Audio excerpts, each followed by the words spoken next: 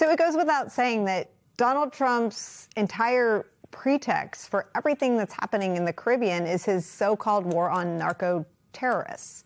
It is the pretext for the extrajudicial strikes on alleged drug boats, extrajudicial according to Rand Paul, who's been upset about them since they started happening. And yet Donald Trump's pardon power has now extended to make perfectly clear to everyone in this country and around the world that he doesn't actually care about combating drug trafficking. Because if he did, or any person, take Trump out of it, any person who cared about drug trafficking and thought drug traffickers were the worst of the worst, to borrow a phrase, would never contemplate using the extraordinary power of the presidential pardon for one of the world's most prolific drug traffickers.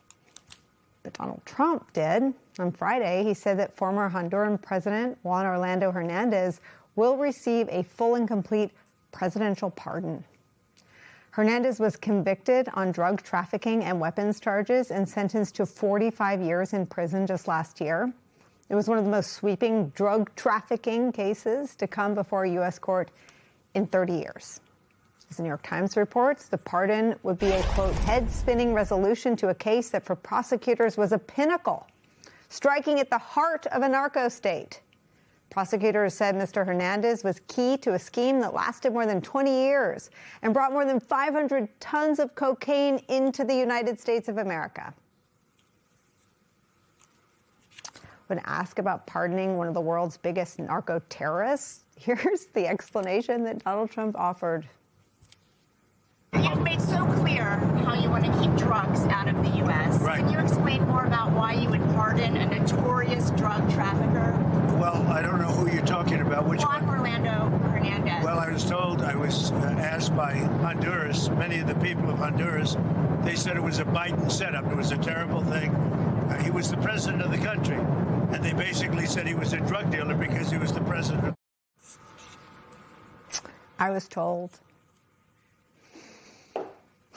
We're going to bring into our coverage our friend Andrew Weissmann, former top official at the Department of Justice, now an MS Now legal analyst. Claire is still with us. Claire, let me come back to you on just the tie, the unavoidable, can't look away from connection between the first story and this one. Anyone who knows that the rationale is on very thin ice politically, with Democrats and Republicans questioning the legality of the strikes in the Caribbean, might say to Donald Trump, maybe don't pardon a convicted drug trafficker. What do you make of Trump's response?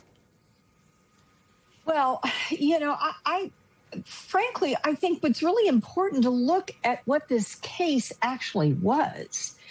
And Andrew can speak to this also, but this was a laboriously put together investigation loaded with evidence. I mean, chock full of evidence, factual evidence that this man, he was famously said in front of a number of witnesses, we're going to stuff this stuff up the gringos' noses. They won't know what hit them, or something to that effect. He and his brother both were paid significant bribes to allow the free flow of cocaine through Honduras from Venezuela. And here's the kicker, Nicole. One of the investigating U.S. attorneys, assistant U.S. attorneys on this case that was involved in the investigation and putting the case together was none other than Bove, Donald Trump's personal lawyer, who he now has put on the federal bench. This wasn't Biden that cooked this up. This was one of Trump's lawyers that cooked this up. And of course, it wasn't cooked up. It was the gathering of evidence in a way that is very difficult with these large narco states. And, hats off to all of the law enforcement personnel that put this together. And keep in mind, he was sentenced to 45 years and he's letting him out after a year. This man is not serious about dealing with drugs coming into this country. He is serious about doing favors for friends that he thinks is going to benefit him. Andrew Weissmann. I think it's important to note that the pretext that you're talking about is a pretext for using the military overseas to kill people as well as using the military on our shores internally, the concern about crime and drug dealing and violent crime.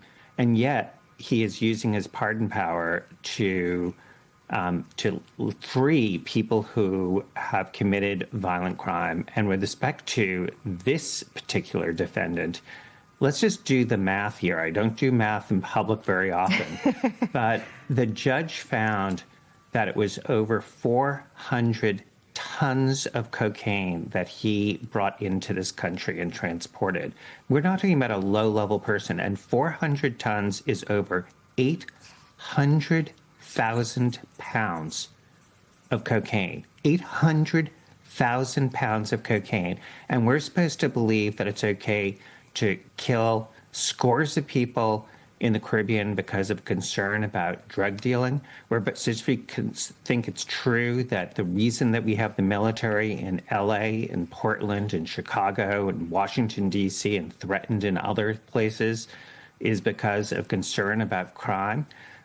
This is a man who's using his pardon power in ways that are completely contrary to the rule of law. It completely belies the bona fides, the good faith of what he is doing. And it really puts, I think, the courts, but also the military in a tough position, because it is what is going on in the Caribbean is, many lawyers have said, is tantamount to murder and is tantamount to a war crime. When you are ordering the killing of people without a true reason to be doing that. And now the reporting is killing people who are stranded after the boat was killed, which is, just remember, Nazis were tried for that. This is what we are now being reduced to with this president. It's really important. I think when we cover the rule of law, we cover what we can see, right? Which is these cooked up cases against prominent critics of Donald Trump. The military is largely something we can't see.